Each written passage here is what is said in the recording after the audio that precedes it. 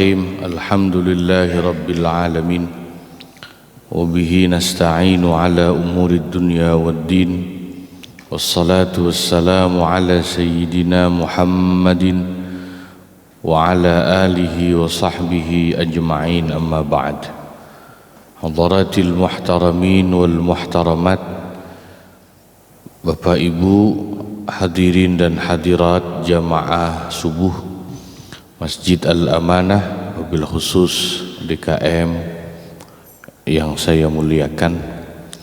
Syukur alhamdulillah pada kesempatan ba'da salat subuh ini kita kembali bisa mengikuti kajian tafsir Jalalain. Ya, jadi insyaallah kita akan menggunakan satu panduan kitab tafsir namanya Tafsir Jalalain yang ditulis oleh dua orang ulama dari Mesir. Ya, dua-duanya ulama ahli tafsir. Pertama Imam Jalaluddin Al-Mahalli, yang kedua muridnya beliau namanya Imam Jalaluddin As-Suyuti. Karena dua-duanya punya nama depan Jalaluddin, maka nama kitabnya dinamakan Jalalain. Dua orang Jalal, maksudnya gitu. Jalalain. Dari Mesir dua-duanya. Ya, jadi insyaallah seterusnya kita akan ngaji kitab ini. Dan kita akan mulai dari awal, yakni surat Al-Fatihah, terus ya sesuai urutan yang ada di Al-Quran. Ya. Suratul Fatihah Makkiyatun. Surat Al-Fatihah itu turun di kota Mekkah. Sab'u ayatin, ada 7 ayatnya. Bil basmalati, termasuk bismillah. Ingkanat minha, kalau bismillah itu dimasukkan sebagai ayat surat Al-Fatihah, sebagaimana pendapat Imam Asy-Syafi'i dan beberapa ulama lainnya. Maka 7 ayat Al-Quran itu kalau diawali dengan bismillah, ya bismillahirrahmanirrahim, alhamdulillahi rabbil alamin, ar-rahmanirrahim, maliki yaumiddin, iyyaka na'budu wa iyyaka nasta'in, ihdinas siratal mustaqim, siratal ladzina an'amta 'alaihim ghairil maghdubi 'alaihim waladdallin. 7. Wasabi'ah aidan, tapi juga jumlah ayat Al-Fatihah tetap 7. Andai kata sebagian ulama lainnya seperti Imam Malik, Imam Hanafi dan yang lain-lain tidak memasukkan bismillah sebagai ayat Al-Quran, ayat Al-Fatihah, maaf. Makanya kan mereka kalau baca Al-Fatihah, kita tidak mendengar baca bismillah, ya, karena mereka menghitung Fatihahnya itu ayat pertamanya dari alhamdulillahi rabbil alamin, ar-rahmanirrahim, maliki yaumiddin, iyyaka na'budu wa iyyaka nasta'in, ihdinas siratal mustaqim. 5. Siratal ladzina an'amta 'alaihim.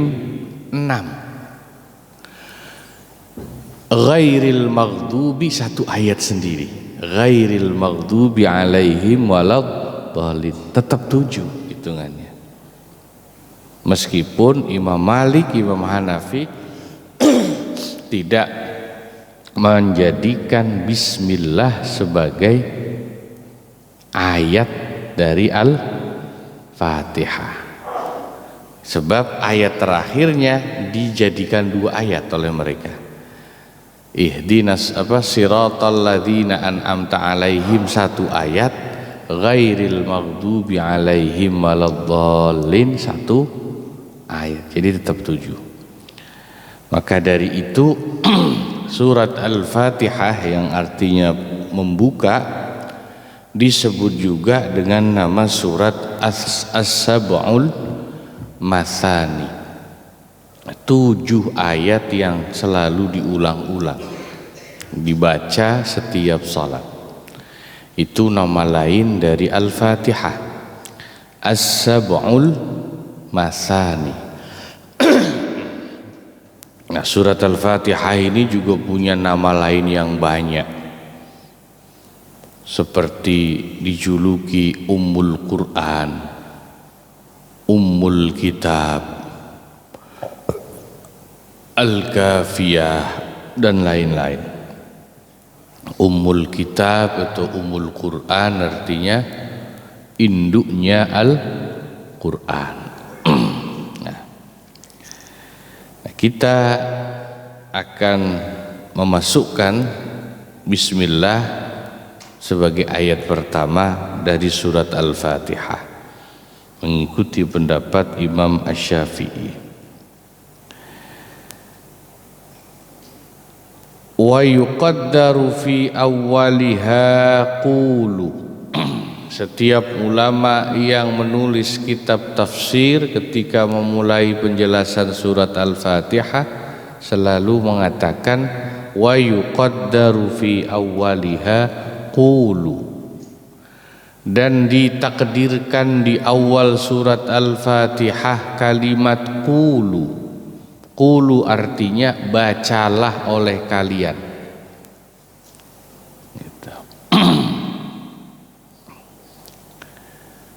Jadi seakan-akan surat Al-Fatihah itu firman Allah yang diberikan untuk kita manusia, dan seakan-akan Allah mengatakan baca oleh kalian. Qulu itu bacalah. Sebab seandainya tidak ditakdirkan, takdirkan itu dikira-kirakan adanya kalimat qulu bacalah oleh kalian, maka menjadi rancau dan aneh. Sebab Bismillah sampai akhir itu kan firman Allah, ya, kalamullah. Masa Allah baca Bismillah? Paham nggak kira-kira? Bismillah kan artinya dengan menyebut nama. Masa Allah menyebut dengan menyebut namanya sendiri, baca Bismillah. Jadi ini surat Allah yang berfirman, berkalam, tapi buat manusia. Ini buat kalian yang baca gitu.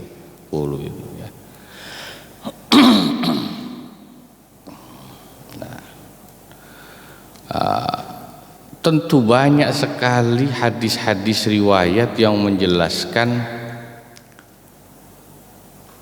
keutamaan dan fadilahnya Al-Fatihah itu, sehingga Al-Fatihah disebut Ummul Kitab, induknya Al-Quran, dan satu-satunya surat Al-Quran yang wajib dibaca dalam salat. Termasuk diantaranya riwayat yang mengatakan setan itu menangis, meraung-raung, histeris ketika Allah turunkan surat Al-Fatihah kepada Nabi Muhammad sallallahu alaihi wasallam. Setan saja tahu bagaimana dahsyatnya, bagaimana kandungannya surat Al-Fatihah yang begitu agung. Disebut dengan Ummul Kitab itu karena Kalau kandungan Al-Quran itu semuanya disimpulkan, maka ringkasannya ada di dalam surat Al-Fatihah. Kalau isi surat Al-Fatihah yang merangkum semua ringkasan Al-Quran itu diringkas lagi, maka itu ada di ayat pertamanya, yaitu Bismillah. Kalau mau diringkas lagi, maka Bismillah itu ada di huruf pertamanya, yakni ba. Kalau mau diringkas lagi, maka ada pada titiknya huruf ba itu. Titik itu dalam bahasa Arab namanya nuqtah. Orang Indonesia menyebut noktah. Nuqtah, titik. Bismillah itu ba-nya itu huruf ba ditambah kalimat ismi, baru lafal Allah. Ismi itu hurufnya ada alif, sin, mim. Harusnya kalau kaidah penulisan hijaiyahnya ba, alif, sin, mim. Tetapi dalam Al-Quran, mushaf Al-Quran yang sekarang semuanya standar, Bismillah itu pasti ditulis ba langsung, sin langsung, mim. Alifnya sudah nggak ada lagi. Betul nggak? Ya. Kalau kita bicara asal usul susunan hurufnya, kata ulama ini karena lisyuhrah, begitu populernya kalimat Bismillah sehingga penulisannya tidak perlu mencantumkan huruf alifnya lafal ismi lagi. Tapi selain untuk kalimat Bismillah, maka tetap ditulis pakai alif. Contoh di surat Al-Alaq, Iqra bismi rabbikal ladzi khalaq. Bismi ba masih ditulis alifnya, sinnya, mimnya. Alifnya masih ditulis. Coba Anda lihat. Khusus untuk Bismillah alifnya nggak ditulis karena sangat populernya ayat Bismillah itu. Nah, kembali kepada titik huruf ba itu, kenapa ulama dalam pembahasan ilmu tauhid menjadikan itu start point, titik start ya dari semuanya, karena mereka menyebutnya titiknya lafal ba di kalimat Bismillah itu sebagai nuqtatul wujud, titik awal mula adanya wujud kehidupan. Semua yang Allah ciptakan, semua yang ada alam semesta ini Allah ciptakan awal mulanya dari satu titik. Semua itu awalnya dari satu titik. Dari satu titik itu semuanya menjadi ada. Titik yang dimaksud adalah Allah. Sebagaimana orang menulis, menggambar apapun pasti diawali dari satu titik. Betul nggak? Sebelum mulai menggaris, mencoret, kan titik dulu, baru jadi huruf, baru jadi coretan, baru jadi lukisan. Mulainya dari satu titik. Itu isyarat nuqtatul wujud, titik wujud mulainya kehidupan itu ya titik. Titik itu Allah. maka baknya lafal bismillah itu menjadi rangkuman dari semua ringkasan yang ada di dalam surat Al-Fatihah.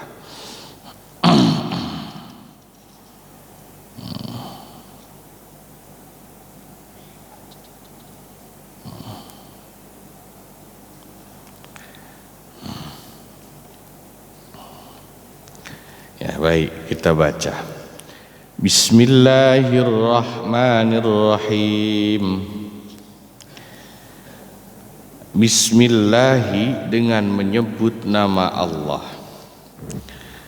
Ar-Rahmani. Apa terjemahnya di situ apa, Pak? Maha Pengasih. Ar-Rahim. Ya. Saya mohon maaf nanti tidak terlalu berpatokan pada terjemah, itu kan standar Kemenak ya. Tapi saya mengikuti patokan pedoman ilmu tafsir. Ar-Rahmani yang maha memberi rahmat dunia akhirat. Itu makna Ar-Rahman. Ar-Rahimi itu Allah yang maha memberi rahmat di akhirat saja. Itu dalam pedoman ilmu tafsir. Ar-Rahman itu maknanya semua Allah kasih rahmat. Karena dunia akhirat itu baik yang beriman atau yang kafir Allah kasih. Contoh soal rizki, kesehatan, Allah. Karena sifat rahmannya Allah semuanya dapat. Tidak pandang dia beriman, beribadah, kafir atau durhaka, semuanya dapat itu. Termasuk orang Yahudi. Ya, Zionis juga Allah kasih rizki. Allah kasih bagian rahmatnya di dunia. Sehingga ya kita tidak boleh kemudian itu orang sampai seperti itu kok masih dikasih hidup sama Allah. Itu karena rahmannya Allah. Itu di dunia begitu.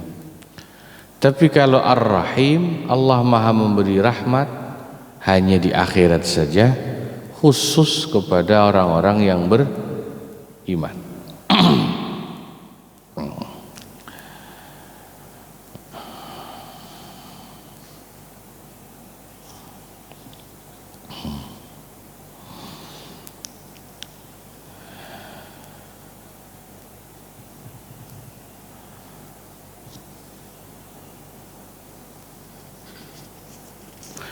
Alhamdulillahi Rabbil Alamin. Alhamdu, segala puji lillahi itu hanya milik Allah. Rabbil Alamin ay maliki jami'il khalqi, Tuhan pemilik semua makhluk alam semesta, minal insi baik dari golongan manusia, wal jin dan jin, wal malaikati dan malaikat, wad dawab dan binatang-binatang, wa ghairihim dan yang selain semuanya itu. Itulah yang dimaksud al-alamin.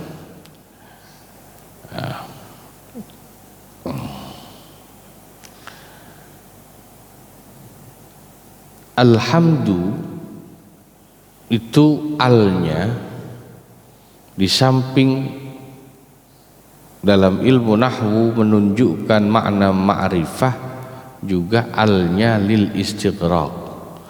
Lil istighraq itu memiliki arti mencakup semua pujian. Hamdu itu kan maknanya pujian.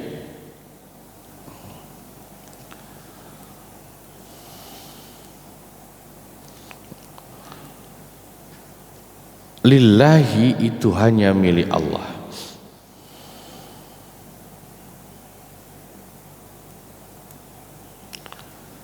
Nah, Allah menjelaskan dirinya di surat Al-Fatihah di ayat kedua ini dengan sifat sebagai Rabbil Alamin.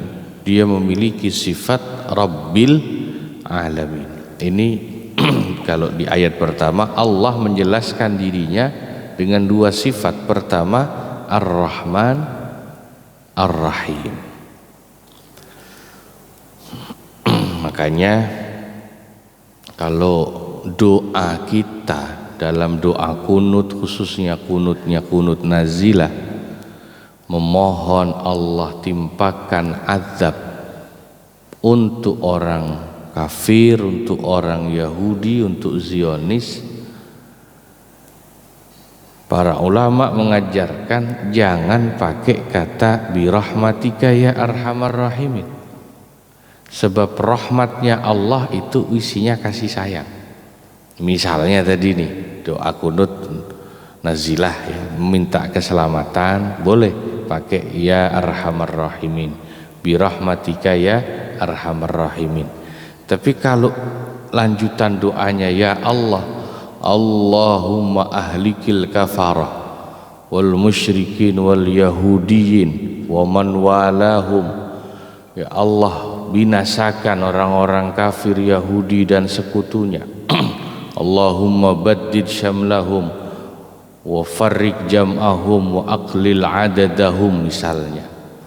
Allahumma alaika bil yahud, ya Allah binasakan, ya hancurkan kekuatan mereka, kesatuan mereka, habiskan jumlah mereka.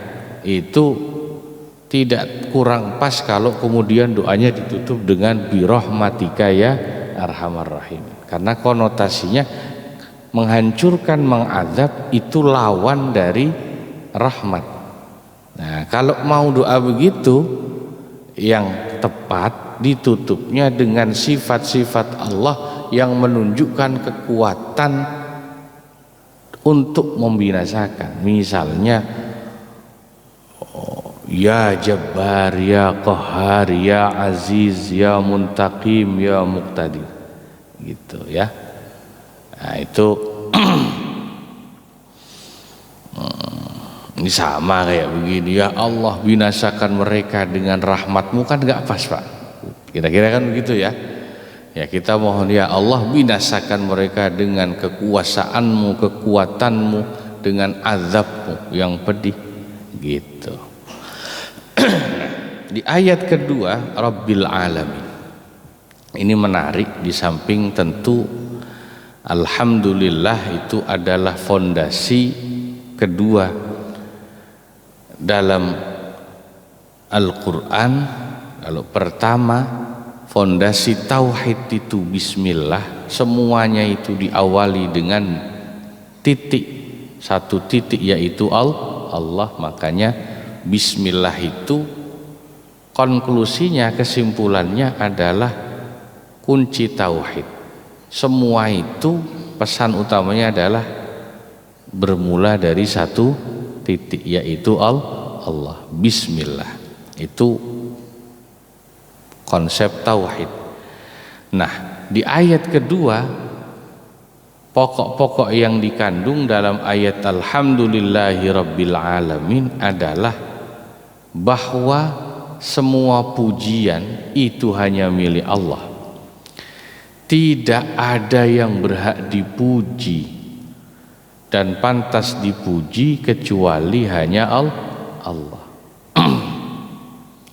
Kalau tidak ada yang berhak dipuji, maka kecuali Allah, maka kenapa hanya Dia? Nah, karena Allah menjelaskan melalui sifat Rabbil Alaminnya. Karena Dialah Rabbil Alamin, Dia yang menciptakan alam semesta, yang memelihara, yang mengatur alam semesta itu hanya Dia. Tidak ada pencipta selain Dia. Tidak ada pemberi rizki dan nikmat selain Dia. Itu Rabbil Alamin. Tadi di dalam tafsir Jalalain sudah dikatakan makna Rabbil Alamin, ia pencipta, pemilik semua alam semesta, baik manusia, jin, binatang, tumbuhan, semuanya. Alam semesta itu yang dimaksud siapa? Alam semesta itu definisinya dalam ilmu tauhid adalah masiwallah. Apa-apa yang ada selain dari Allah itulah alam semesta, atau yang disebut juga dengan makhluk yang diciptakan. Ya, makhluk itu selain Allah itu makhluk, dan mereka adalah alam semesta.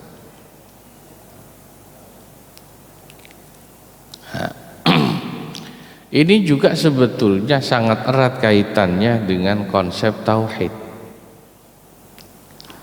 Kalau orang faham penjabaran dari alhamdulillahi rabbil alamin, maka orang akan faham konsep tauhid. Meskipun alam semesta ini makhluknya Allah itu macam-macam, agamanya macam-macam, yang disembah macam-macam, tapi sebetulnya kita tahu pencipta itu hanya satu. Tuhan yang menciptakan itu hanya satu, yaitu Allah. Pak, orang Yahudi Tuhannya siapa? Yang bikin orang Yahudi siapa? Yang nyiptain orang Nasrani siapa? Yang ngasih makan orang Hindu Buddha siapa? Yang nyiptain orang ateis, yang ngasih rezeki mereka siapa? Itu Rabbul Alamin. Jadi sebetulnya tidak ada Tuhan lain kecuali Allah. Orang mau nyembah siapa aja, yang bikin dia, yang nyiptain dia, yang ngasih makan dia, sebetulnya kan tetap Allah, Rabbul Alamin. Ya. Jadi Allah ingin memulai fondasi tauhid kita dengan begini kira-kira.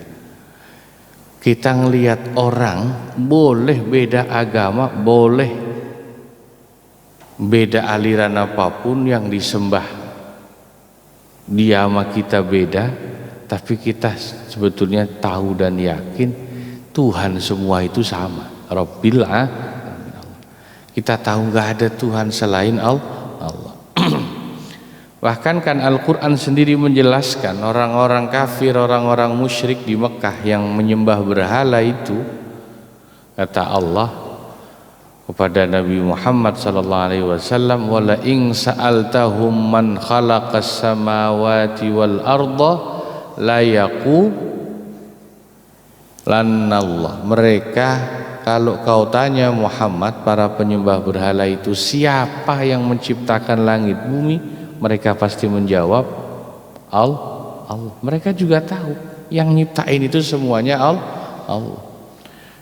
Mereka tahu yang bikin alam ini Allah, cuman mereka bikin selain Allah Tuhan-Tuhan lain yang mereka sembah, gitu.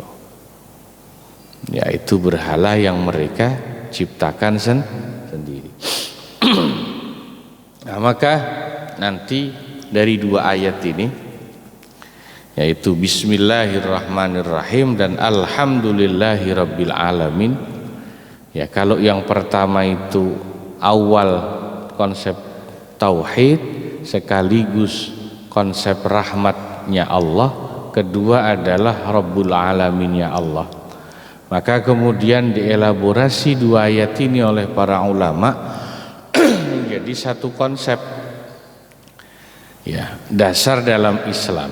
Pertama, Allah itu Rabbul Alamin Kedua, Islam itu rahmatan lil alamin. Allah itu Rabbul Alamin, Tuhan semesta alam. Artinya Allah itu Tuhan bukan hanya buat orang Islam, ya untuk semua yang ada di alam ini Tuhannya Allah. Allah yang nyiptain, Allah yang ngasih makan semuanya, Allah yang ngasih rizki, Allah yang ngatur semua. Nggak boleh kita klaim Allah itu cuman Tuhannya orang Islam. Ini klaim yang berbahaya untuk tauhid kita. Kalau kita menganggap Allah itu hanya Tuhan kita, berarti sama dengan kita menganggap selain Allah ada Tuhan lain. Padahal tidak ada Tuhan lain. Tuhan alam semesta ini ya Allah. Urusan mereka nggak nyembah Allah itu salah mereka sendiri. Itu begitu. Jelas ya Pak ya? Allah itu Rabbul Alamin. Yang kedua, Islam itu rahmatan lil alamin. Kalau ada kata-kata alamin itu berarti alam semesta. Alam semesta. Alam semesta tidak hanya manusia, ada malaikat, jin, ada binatang, ada tumbuhan dan lain-lain. Maka yang wajib dimuliakan, dirawat tidak hanya manusia, tapi semua ciptaan Allah yang ada di alam ini, yang wajib kita berikan rahmatnya. Beberapa hari yang lalu saya ngaji kitab hadisnya Imam Suyuti juga yang nulis, namanya kitab hadis Al-Jami'us Shaghir. Ada 2 hadis yang berurutan, kebetulan pas saya baca itu menarik. Yang pertama, dua-duanya hadis sahih. Nabi perintahkan kita untuk menyayangi binatang yang namanya kambing. Akrimul mi'zah fa innaha wamsahu birughamiha fa innaha min dawabil jannah. Muliakan oleh kalian, sayangi oleh kalian al-mi'zah, itu kambing. Ya, sayangi kambing, hormati kambing, usap debunya, usap air liurnya, karena kata Nabi dia termasuk jenis binatang dari surga. Hadis kedua itu Nabi bilang akrimu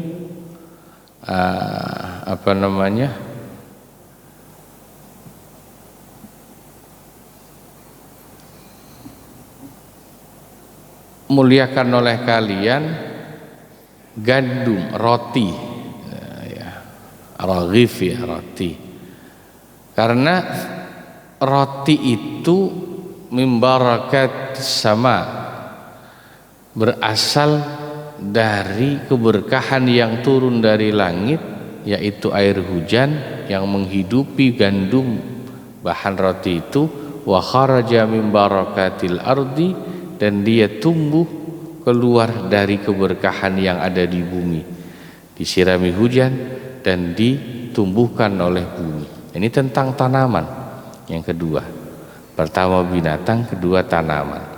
Meskipun secara khusus Nabi bilangnya yang satu roti gandum, yang pertama hadisnya tentang binatang kambing, tapi pesan utamanya itu Nabi ingin ngajarin kita, ini loh termasuk bagian dari alam semesta, termasuk ibadah itu yang menyayangi makhluk Allah yang namanya tumbuhan dan juga binatang, tidak hanya manusia. Maka masuk dalam konsep rahmatan lil alamin.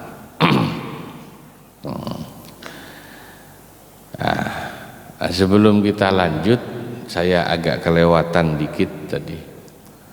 Pak, kalau baca a'udzubillah itu termasuk Al-Fatihah atau bukan? A'udzubillah atau kita sebut ta'awudz, semua ulama sepakat itu bukan ayat surat Al-Fatihah. Meskipun disunnahkan Kalau orang mau membaca Al-Quran, sunnah juga diawali dengan ta'awudz. Dalilnya adalah firman Allah dalam Al-Quran yang berbunyi gimana?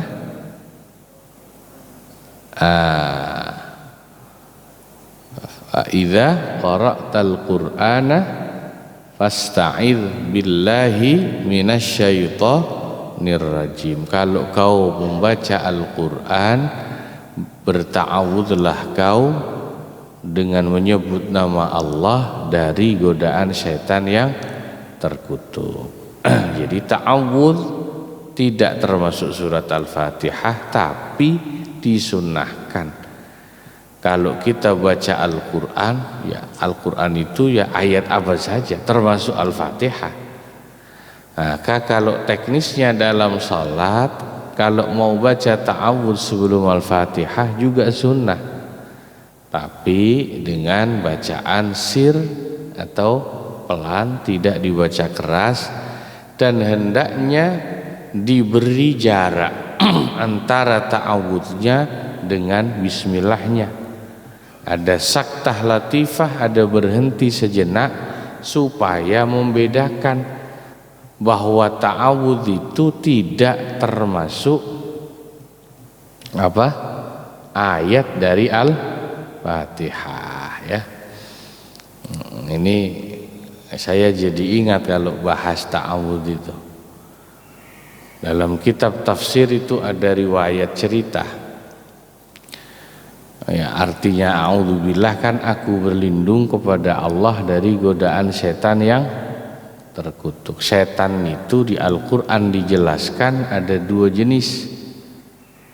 Yang pertama minal jinnati, dari golongan jin, setan dari golongan jin.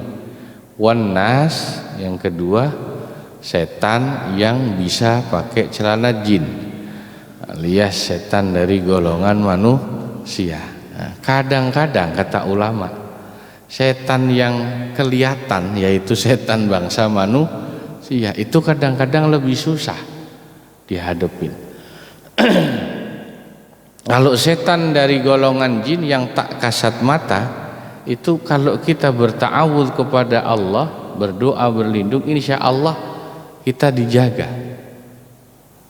Tapi ya begitu kita baca doa berzikir kepada Allah, setan yang bangsa jin itu dia akan lari. Ya, makanya kan dia disebut Al-Khannas, min syarril waswasil khannas. Al-Khannas itu artinya setan yang kalau kita bacakan doa kepada Allah dia lari. Itu makna Al-Khannas. Panas dia, kalau ada orang berdoa berzikir dia menjauh, panas.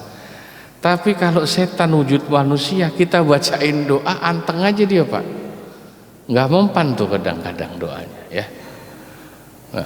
Ada dulu ada ulama ketika menjelaskan ta'awudz surat Al-Fatihah sebelum Al-Fatihah ini, ya seorang bapak-bapak jamaahnya lalu habis ngaji pulang, dia ingat dia ada beras sekarung di rumah, dia pengen kasih ke anak yatim. Dia sudah bawa di pundaknya beras itu, niat mau sedekah ke anak yatim dan fakir miskin. Baru sampai pintu, istrinya udah tolak pinggang. Mau kemana Bang? Oh ini mah mau bawa beras buat apa? Bagi-bagi ke anak yatim fakir miskin. Taruh, kata istrinya begitu. Mau pakai duit apa belinya? Main bagi-bagi aja. Itu suaminya langsung ciut begitu dibentak istrinya. Nggak jadi sedekah. Besoknya pas ngaji lagi ketemu ustadznya, cerita, bener Pak Ustadz, setan yang wujudnya manusia lebih susah dihadapin daripada yang bangsa jin. Kalau bangsa jin mas saya bacain doa kabur, ini mah bola boro-boro lah itu. Saya ingat itu ada di kitab tafsir cerita ulama dulu. Ya Allah. Maka dari dua ayat ini para ulama memberikan kita dua konsep dasar tadi. Allah itu Rabbul Alamin, Islam itu rahmatan lil alamin. Maka ibadah kita tidak hanya kepada sesama manusia kalau mau berbuat baik. Allah juga perintahkan kita berbuat baiklah kepada alam semesta. Belakangan ini yang menjadi concern dari banyak ulama adalah soal lingkungan hidup. Ini banyak kita orang Islam lupa soal merawat lingkungan, dianggapnya ibadah itu hanya kepada manusia saja berbuat baik. Tidak. Lah itu rahmatan lil alamin itu ya kepada binatang, ya tumbuhan, merawat alam semesta. Bahkan nanti ada hadisnya tuh. Nabi bilang, andai kata besok itu kiamat, kata Nabi, andai kata hari ini kau mau menanam pohon, maka pahalanya tetap besar di sisi Allah. Kau mau merawat lingkungan, menanam pohon hari ini padahal kau tahu besok itu kiamat, kau tetap dapat pahala yang besar. Padahal itu kan bahasa perumpamaan. Kalau besok kiamat kan yang kita tanam seakan-akan sudah pasti hancur kan, tapi tetap itu pahala besar kata Nabi. Ya, jadi nah ini mungkin dua ayat dulu ya yang kita bahas mengawali kajian tafsir Jalalain dari surat Al-Fatihah. Moga-moga ini menjadi ilmu yang bermanfaat untuk kita semuanya. Ya, sebelum kita tutup ya, saya tambahin sedikit. Jadi kalau tadi cara ulama membagi 7 ayat tadi seperti tadi, Imam Syafi'i pakai bismillah, kalau yang lain tidak pakai bismillah, tapi ayat terakhirnya Imam Malik dan Imam Hanafi memecahnya menjadi 2 ayat gitu ya.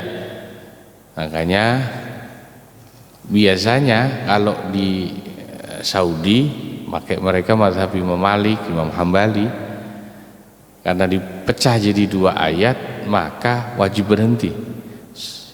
Siratal ladzina an'amta alaihim, berhenti wakaf karena itu 1 ayat.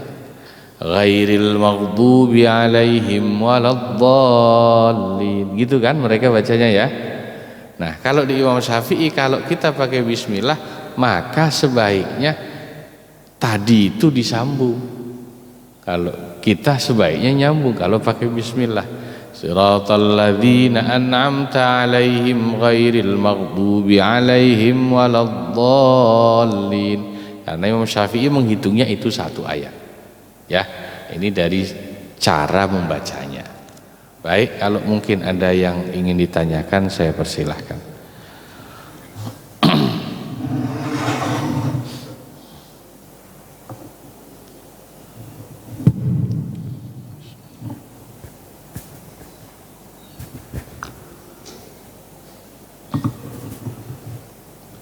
Terima kasih Pak Ustadz atas penjelasan mengenai tafsir Jalalain di surat Al-Fatihah. Ini kami akan menanyakan agak maju sedikit ya Ustaz, ayat ke-6 dan ayat ke-7. Sebelum Ustaz jelaskan, ada Ustadz liberal yang menamakan dirinya Kiai Haji Saiful Karim. Dia menjelaskan mulai dari ayat 6 yang artinya tunjukilah kami jalan yang lurus. Kemudian dilanjutkan dengan ayat ke-7, Syiratal ladzina an'amta alaihim, namun jadi penggal. Dan menurut Ustadz Saiful Karim itu kelompok manusia yang telah diberi nikmat itu hanyalah Bani Israel. Menurutnya adalah Bani Israel di surat itu. Kemudian dikaitkan juga dengan surat An-Nisa bahwa tidak ada satu umat pun yang diunggulkan selain Bani Israel. Ya, Bani Israel. Udiskuruni miyatillah latihan antu alaikum.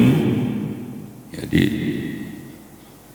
tidak ada umat yang diberi keutamaan oleh Allah, yaitu Bani Israel. Makanya Bani Israel ada kelompok manusia yang sudah diberi nikmat. Nah, dia cenderung bahwa lagi-lagi kata nikmat yang diingatkan dikaitkan dengan aspek-aspek yang tidak ada kaitannya dengan yang dijelaskan dalam Al-Quran. Padahal di Al-Quran jelas sekali ada satu permohonan kita yang diulang-ulang setiap kali sholat, yaitu membaca ihdinas siratal mustaqim, dan 7 kali jalan yang lurus. Apa jalan yang lurus? Siratal ladzina an'amta alaihim, yaitu jalannya orang yang telah diberi nikmat. Siapa saja orang yang diberi dijelaskan secara tegas dalam Quran surat An-Nisa ayat 69, yang diberi nikmat itu cuma 4 golongan. Yang pertama para nabi, yang kedua para shodiqin, yang ketiga para syuhada, dan yang keempat adalah sholihin. Nah, tidak ada di Al-Quran. Di sini ini terputus. Dan dia kaitkan bahwa yang hanya diberi nikmat itu yaitu Bani Israel. Bagaimana menurut penjelasan Pak Ustadz? Ini sepertinya beliau ini cenderung membela Bani Israel, kaitannya dengan Palestina yang saat ini sedang berseteru. Ya, baik, terima kasih. Ya, gini, sebetulnya kan belum sampai ini ya, kita belum sampai, tapi sudah saya singgung sedikit. Ini pentingnya ngaji itu harus khatam ya, Al-Quran difahami utuh dari surat Al-Fatihah sampai terakhir, dan juga harus ngaji hadisnya lengkap. Kalau di Al-Fatihah, siratal ladzina an'amta alaihim, makna letterleknya jalan mereka yang telah kau beri nikmat. Sebetulnya semua orang dikasih nikmat sama Allah, tapi Allah memberikan penjelasan jalan orang yang Allah beri nikmat yang kita ikuti itu ghairil maghdubi, bukan orang yang dimurkai Allah. Dikasih nikmat tapi dimurkai. Mereka itu menurut ulama tafsir orang Yahudi. Waladhdallin, dan juga bukan orang yang sesat, yaitu orang Nasrani. Semua dikasih nikmat sama Allah, tapi ada yang Allah murkai karena menyimpang, Yahudi. Ada yang Allah tidak suka juga, yaitu karena mereka sesat, dhalin, itu orang Nasrani. Nah, ngaji tafsir harus lengkap memaknainya. Ayat ya Bani Israil adhkuru ni'mati allati an'amtu alaikum wa anni faddaltukum 'alal alamin. Betul, Bani Israel itu Allah beri nikmat banyak, Allah unggulkan mereka di atas bangsa-bangsa yang lain. Tapi makna ayat itu berlaku saat di zaman Nabi Musa. Di zamannya mereka diunggulkan oleh Allah. Nah, ini yang paling sering saya lupa ulama sekarang meluruskan, tapi sudah banyak yang meluruskan sebetulnya. Tapi orang Islam banyak yang nggak tahu. Ini saya angkat sedikit saja. Bani Israel yang Allah sebut di Al-Quran itu beda Pak dengan Israel yang sekarang. Bani Israel itu artinya keturunan Israel. Israel itu nama nabi. Dalam bahasa Ibrani, Israel itu sama dengan kata Abdullah dalam bahasa Arab, hamba Allah. Israel itu julukan untuk Nabi Yakub. Nabi Yakub itu anaknya Nabi Ishak. Ishak itu anaknya Nabi Ibrahim. Jadi Bani Israel yang asli itu keturunan para nabi. Sekarang udah nggak ada mereka itu. Yang ada itu Yahudi dan Zionis yang numpang pakai nama Israel buat negara mereka. Israel itu nama mulia, nama nabi. Makanya Bani Israel itu keturunan para nabi, Yakub, Ishak bin Ibrahim. Yang sekarang ada Yahudi, Gus Baha. Para ulama tafsir Indonesia semuanya menyatakan ini. Gak ada itu Israel, Bani Israel di Al-Quran sekarang itu. Mereka itu Yahudi, bukan Israel. Tuh Anda harus tahu dulu. Cuman mereka bawa-bawa nama itu melecehkan nama Israel sebetulnya. Israel itu nama yang bagus. Bani Israel itu keturunan nabi. Melecehkan itu maka saya nggak suka nyebut Israel. Israel itu nama nabi. Saya selalu menyebut Yahudi, Zionis. Kalau bisa mulai sekarang jangan disebut nama Israel. Itu namanya, julukannya Nabi Yakub. Itu melecehkan Nabi Yakub, melecehkan Nabi. Sebut saja Yahudi dan Zionis. Ya. Nah itu barangkali nanti kalau pengen lengkap lagi ya mudah-mudahan kalau sudah sampai ayatnya. Saya kira itu saja pengantarnya. Terima kasih. Ya.